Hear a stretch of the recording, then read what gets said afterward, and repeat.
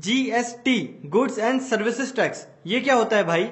मुझे और आपको क्यों जानना जरूरी है जीएसटी के बारे में? अगर आप मेरी तरह एक छोटा स्टार्टअप रन करते हैं या फिर आपकी एक शॉप है जहां पे आप गुड्स को सप्लाई करते हैं और परचेज करते हैं, तो फिर आपको जीएसटी से क्या लेना देना है? भाई कौन से प्रोडक्ट पे कितने % का टैक्स लगेगा? सारे डाउट्स क्लियर होंगे। So hi guys, this is Siddhant and you are watching Sid talk. So guys, जैसे नाम बोलता है कि गुड्स एंड सर्विसेज टैक्स, तो यहाँ पे गुड्स और सर्विस में क्या डिफरेंस है? गुड्स मतलब होता है फिजिकली कोई चीज आप तक पहुंचाई जाए जिसको आप मेजर कर सकते हैं। उसके बाद जो सर्विस होती है वो आप तक एक तरह से सर्विस पहुंचाई जा रही है या फिर बेनिफिट्स आप तक पहुंचाए जा रहे हैं जिसको आप मेजर नहीं कर सकते। सो गाइस, मैं आपको जीएसटी समझाऊं उसके पहले हाल फिलहाल अभी जब जीएसटी लागू नहीं हुआ है इंडिया में, तब हमें गवर्नमेंट को कौन कौन से टैक्सेस देने पड़ते हैं वो आपको समझाता हूं। उसके बाद आपको समझने में आसानी होगी कि जीएसटी के आने के बाद ये सारी चीजें कैसे रिप्लेस हो गई। सो गाइस, 3 तरह के टैक्सेस हम अभी हाल फिलहाल देते हैं गवर्नमेंट को।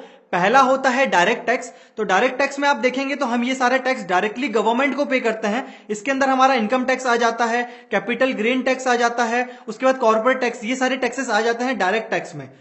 उसके बाद गाइस सेकंड होता है इनडायरेक्ट टैक्स, जो हम डायरेक्टली गवर्नमेंट को पे नहीं करते। जिन लोगों से हमने प्रोडक्ट खरीदा है उनके थ्रू वो टैक्स चला जाता है गवर्नमेंट तक। तो उसके अंदर आते हैं sales tax, service tax, custom duty. उसके बाद इसके ऊपर भी जो हमारे इनडायरेक्ट टैक्सेस होते हैं वो भी 2 कैटेगरी में डिवाइडेड हैं। एक तो आधा पैसा जाता है सेंट्रल गवर्नमेंट के पास और ज्यादा पैसा जो उसमें से बचता है वो जाता है स्टेट गवर्नमेंट के पास। तो स्टेट गवर्नमेंट का जो खजाना है, जो बैंक अकाउंट्स है, वो हमारे इनडायरेक्ट टैक्सेस से ही भरते हैं और उसके बाद उसमें से कुछ परसेंटेज जाता है सेंट्रल गवर्नमेंट के पास। और हम अदर टैक्सेस देखें तो उसमें भी बहुत सारे टैक्सेस होते हैं, जैसे हम बोल सकते हैं हमारा टोल टैक्स देते हैं, इलेक्ट्रिसिटी ड्यूटी हम लोग देते हैं। तो ऐसे घुमा फिरा के बहुत सारे टैक्सेस हम गवर्नमेंट को देते हैं जो शायद हमको आज तक नहीं पता होंगे कितने टैक्सेस हम गवर्नमेंट को दे देते हैं। सो गाइस, जितने इनडायरेक्ट टैक्सेस होते थे सबको मिला के एक बना दिया गया है जीएसटी, ताकि इतने सारे टैक्सेस ना भरने पड़े, वो भी अलग अलग अथॉरिटीज को एक सिंगल सेंट्रल अथॉरिटी बना दी जाए जीएसटी के नाम से और सिर्फ सारे टैक्सेस उसी को पे किए जाए।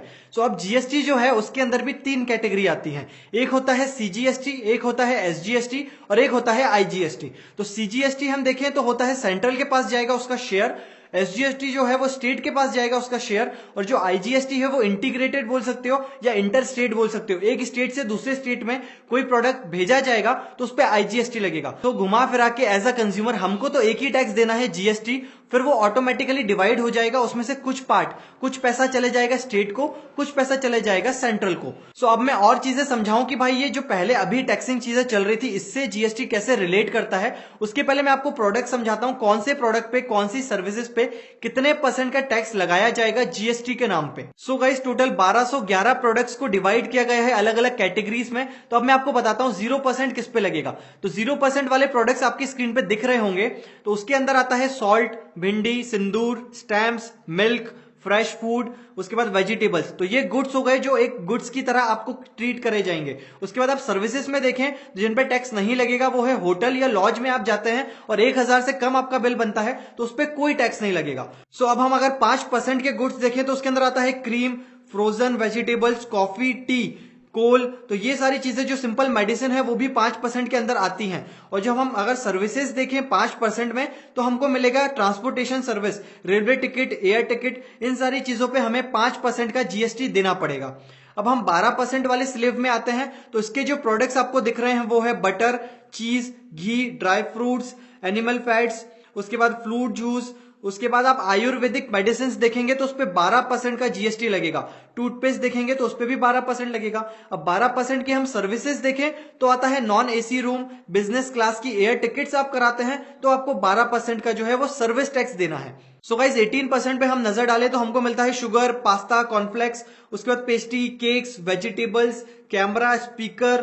तो ये सारी चीजें जो है वो हमको मिलता है 18% के अंदर। अब हम अगर सर्विसेज देखें कि 18% पे कौन कौन सी आती हैं तो एसी के hotel rooms, telecom services, IT sector. ये बहुत गौर करने वाली बात है। टेलीकॉम मतलब हमारे जो प्लान्स हैं जियो के या फिर किसी भी ऑपरेटर के, या जो बिल आता है हमारा पोस्टपेड का, उसमें अभी हाल फिलहाल सर्विस टैक्स लगता था फ्लैट 15%, लेकिन अब लगेगा 18%। तो कहीं ना कहीं हमारा बिल जो है बढ़ जाएगा। अभी होता क्या था, अगर हम प्रीपेड में 303 का रिचार्ज कराते थे जियो का तो उसमें वो क्या करते थे 15% का शेयर निकाल के देते थे गवर्नमेंट को, और जो भी उनका बचता था 280 या 290 जितना भी बचता था वो उनका प्लान मानते थे।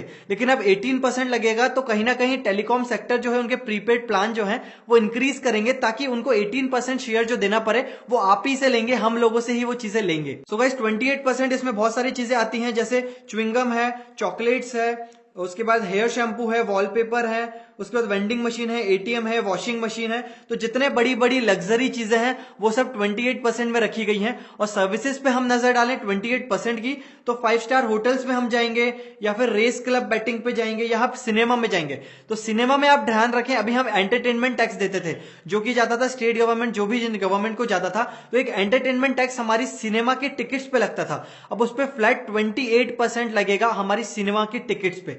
तो गाइस ये सारी चीजें थी जो अलग अलग स्लेव्स में अलग अलग प्रोडक्ट्स, इनने 1211 प्रोडक्ट्स को या सर्विसेज को अलग अलग स्लेव में डिवाइड करा, ताकि पूरे इंडिया में एक फ्लैट टैक्स बनाया जा सके। अगर ये प्रोडक्ट आप खरीदते हैं पंजाब में, एमपी में या राजस्थान में, तो एक सिंगल टैक्स आपको देना है। सो जीएसटी आने के बाद होगा ये कि सारे टैक्सेस फ्लैट हो जाएंगे। अभी क्या होता था, अगर मुझे पंजाब में कुछ चीज सस्ती मिलती थी, मैं जाता था पंजाब से लेके आता था और फिर मैं उसको एमपी में सेल करता था, तो मेरा प्रॉफिट मार्जिन बढ़ जाता था। बट अब जीएसटी में क्या होगा, मैं आपको सिंपल एक छोटे से एग्जांपल से समझाता हूं।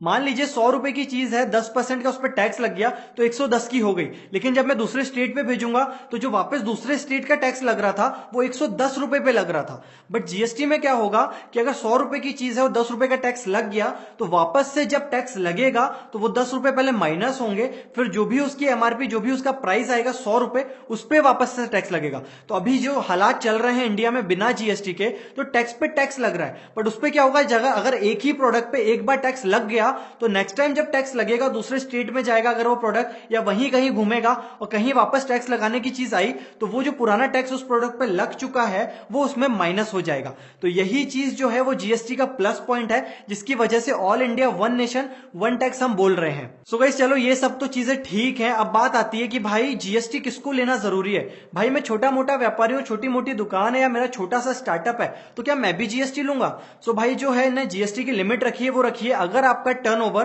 20 लाख एक किसी फाइनेंशियल ईयर में, अप्रैल से लेके मार्च तक, या फिर इनका फाइनेंशियल ईयर शायद ये चेंज कर देंगे जब भी करेंगे, लेकिन जो भी फाइनेंशियल ईयर चलेगा उसमें 20 लाख से ऊपर का आपका टर्नओवर है तभी आपको जीएसटी लेना है। अगर उससे कम है तो आपको जीएसटी नहीं लेना है। अगर आपका टर्नओवर 20 लाख से कम है, लेकिन हाँ अगर आप किसी एक स्टेट से दूसरे स्टेट में माल भेजते हैं, या फिर आप एक ई कॉमर्स ऑपरेटर हैं, तब आपको जीएसटी का लाइसेंस लेना जरूरी है। फिर आपका टर्नओवर नहीं देखा जाएगा। आप अगर इन कंडीशंस में फॉलो होते हैं तो आपका जीएसटी लगेगा, उसके बाद आपका टर्नओवर देखा जाएगा। तो अगर आप छोटे व्यापारी हैं और अगर एक जगह से दूसरी जगह, आप एक स्टेट से दूसरी स्टेट पे चीजें नहीं पहुंचाते हैं, तो फिर आपको जीएसटी लेने की जरूरत नहीं है। और अभी हाल फिलहाल आपके पास टिन नंबर है या वैट नंबर है जो सेंट्रल या स्टेट गवर्नमेंट लगाती है, तो वो आप ऑटोमेटिकली माइग्रेट हो जाएंगे जीएसटी में, और आपको एक जीएसटी नंबर दिया जाएगा। और अगर आपको जीएसटी नंबर लेना है तो आपको फिर अप्लाई करना है गवर्नमेंट की साइट पे जाके, और आपका पैन कार्ड उसमें नेसेसरी है। तो ये कुछ फॉर्मेट निकल के आया है जीएसटी के नंबर का, जिसमें आगे साइड शायद स्टेट का नंबर रहेगा, उसके पीछे आपका पैन कार्ड का नंबर रहेगा, और उसके हिसाब से पूरा आपका जीएसटी नंबर बनेगा। अब गाइस सब लोग बोल रहे हैं कि यार वन नेशन वन टैक्स लगेगा, सब कुछ सिंप्लीफाई हो जाएगा, कोई टैक्स बार बार हमें अलग अलग अथॉरिटीज को नहीं देना पड़ेगा। तो यहाँ पे एक डाउट आता है भाई कि इनने जो रिटर्न फाइल करने की चीज बनाई है, मतलब जो भी आप चीजें बेचोगे, जो भी आप खरीदोगे, आपको हर महीने 3 बार रिटर्न फाइल करना है। तो यार जो बोल रहे हैं कि सब कुछ इजी हो जाएगा, अब एक बात समझिए, छोटा व्यापारी है या छोटा ऑपरेटर है, छोटा स्टार्टअप है, अब उसको हर महीने 3 बार रिटर्न फाइल करना है कि उसने उस मंथ में, जो लास्ट मंथ गया, उसमें किन किन लोगों को बेचा सामान, किन किन लोगों से सामान लिया, और उसके बाद दोनों की मैचिंग करके एक और रिटर्न। तो हर महीने 3 बार रिटर्न फाइल करना है अगर आपके पास एक जीएसटी नंबर है तो। मतलब आपको एक सीए रखना पड़ेगा या टैक्स एक्सपर्ट रखना पड़ेगा जो आपको हर महीने 3 रिटर्न भर के दे। तो ये आपके ऊपर बर्डन आ गया, आपके ऊपर और कॉस्ट इंक्रीज हो गई। तो अब ये चीज मुझे अच्छी नहीं लगी कि हर महीने ऐसी चीजें क्यों करना, बार बार हमको अपलोड करना। इवन जो अपलोडिंग का फॉर्मेट है, जो भी इनवॉइस आप फाड़ोगे उनका फॉर्मेट है, जो इनवॉइसेस आप बनाओगे, जो आपके ईआरपी सिस्टम के थ्रू जो इनवॉइसेस बनेंगी, सारी चीजें जो हमने फॉर्मेट बना के दिया है उसी फॉर्मेट में बनाना है। सारी इनवॉइसेस अपलोड होंगी, और अच्छी बात यह है सारे ब्लॉकचेन से चलेंगे। मान लो मैंने किसी से माल लिया, उसके पास जीएसटी नंबर है, उसने मुझे माल दे दिया, अब मैंने इस माल को और किसी को सेल किया, तो जब वो उसकी रिटर्न फाइल करेगा तो उसमें वो बता देगा उसने मुझे दिया, तो मेरा भी जीएसटी नंबर अगर है रजिस्ट्रेशन तो मैं उसको बता दूंगा कि इस जीएसटी नंबर पे अपलोड कर दो। फिर जब भी मैं मेरा पोर्टल ओपन करूंगा तो ऑटोमेटिकली वहां से मैंने क्या क्या खरीदा वो ऑटोमेटिकली अपलोड हो जाएगा सिस्टम में। फिर मुझे बस इतना बताना है कि जो माल मैंने खरीदा वो मैं बेच किसको रहा हूं, तो वो मुझे वापस अपलोड करना है। फिर जैसे मैं अपलोड करूंगा वो वाली चीज जिसके पास गई उसके पास अगर जीएसटी नंबर होगा तो वो जब लॉगिन करेगा जीएसटी के पोर्टल पे तो उसको ऑटोमेटिकली जो मैंने इनवॉइसेस अपलोड करी उसको भेजते समय वो उसको मिल जाएगी। तो वो उसके जो है उस परचेज में रख सकता है वो कि ऑटोमेटिकली परचेस ऑर्डर आते जाएगा। तो पूरा एक ब्लॉकचेन चलेगा, आईटी सर्विसेज यूज होंगी, इंफॉर्मेशन टेक्नोलॉजी यूज होगी, तो सारा ब्लॉकचेन से चलेगा। तो इसमें गड़बड़ी नहीं हो सकती, किसी भी तरह की टैक्स की चोरी नहीं हो सकती। सो गाइस घुमा फिरा के अगर कोई टैक्स चोरी करता था तो अब वो टैक्स चोरी नहीं कर पाएगा, क्योंकि अगर एक बार रिकॉर्ड आ गया जीएसटी के अंदर तो फिर वो रिकॉर्ड बना रहेगा कि वो उसको अगर बेचा है तो उसने कहीं ना कहीं माल बेचा होगा, अगर बेचा है तो उसका टैक्स क्यों नहीं भरा है। तो पूरा सिस्टम में आ जाएगी सारी चीजें, ब्लॉकचेन चलेगी लाइन से, जहां से वो माल निकला जहां तक गया जीएसटी की जीएसटी घूमते फिरते सारी चीजें उसमें ट्रैक हो सकती है। सो आई होप मैंने आपको सारी चीजें समझा दी जीएसटी से रिलेटेड। तो अगर आपको वीडियो अच्छा लगे तो उस चैनल को सब्सक्राइब करना ना भूलें, क्योंकि इसी तरह के और ट्रेंडिंग टॉपिक्स पे मैं आपको वीडियोस बना के देता हूं। सो अगर आपको ये वीडियो अच्छा लगा है तो प्लीज आप इसको लाइक करिए, वीडियो अच्छा नहीं लगा तो डिसलाइक करिए। अगर अभी भी आपका कोई डाउट है जीएसटी से रिलेटेड तो नीचे कमेंट करिए, मैं उसका रिप्लाई जरूर दूंगा। So I hope you like this video. Thank you.